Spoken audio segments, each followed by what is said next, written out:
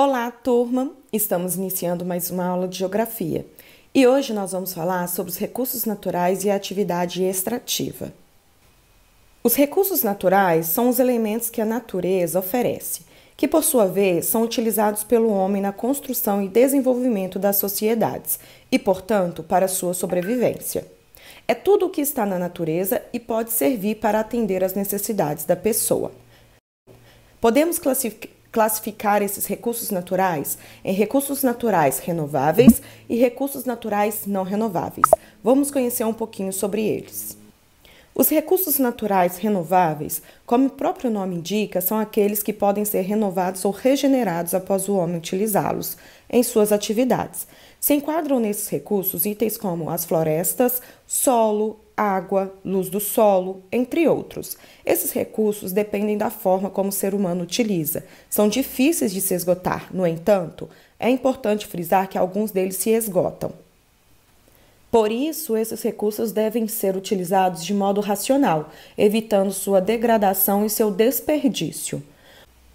Já os recursos naturais não renováveis são os recursos que se encontram na natureza em quantidade limitada e com consumo acelerado desses elementos pelo homem. Eles podem se extinguir. Alguns exemplos de recursos que não se renovam são o ferro, o manganês, o petróleo, o carvão, o urânio, o estanho, a bauxita, dentre vários outros. Nosso país é rico em recursos minerais, vegetais, hídricos e energéticos. Além de diversificados, esses recursos são, em geral, abundantes no território brasileiro.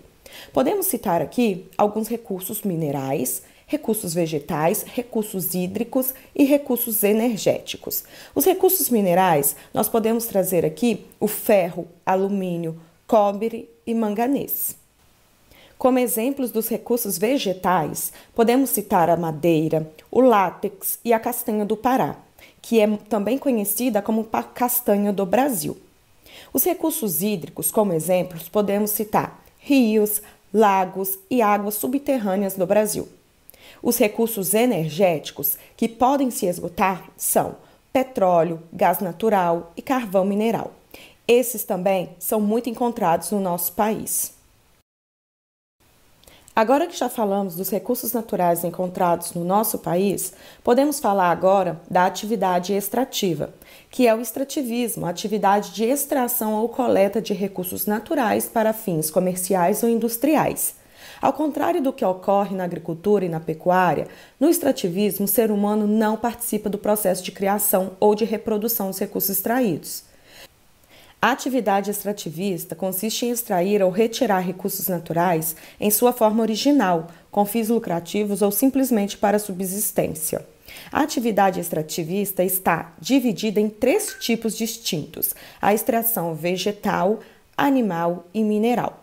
Vamos agora conhecer um pouco sobre cada uma.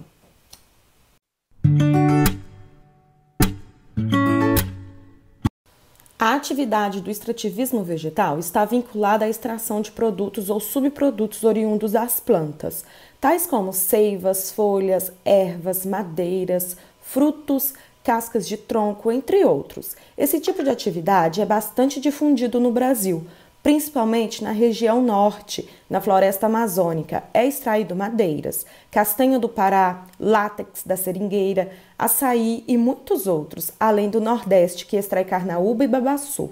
A atividade extrativista animal executa a pesca e a caça.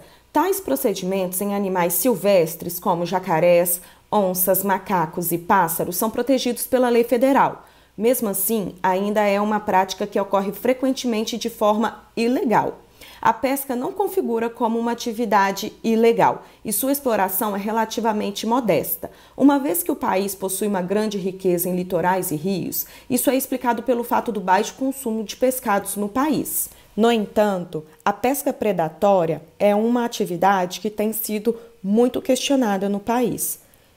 Agora vamos falar da atividade extrativista mineral, que extrai ou retira recursos de origem mineral da natureza. Esses recursos são encontrados no subsolo.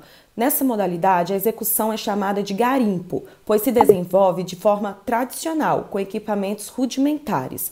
Em territórios brasileiros, essa atividade ocorre nas margens dos rios e dos córregos, especialmente na região norte e centro-oeste, onde são costumamente extraídas, sobretudo na região sudeste, no estado de Minas Gerais. Seu nome, inclusive, provém de uma larga quantidade e variedades de minas presentes que passaram a ser exploradas desde o século XVII e até os dias atuais movimentam uma fração importante da economia do estado. Agora que aprendemos tudo isso, vamos praticar?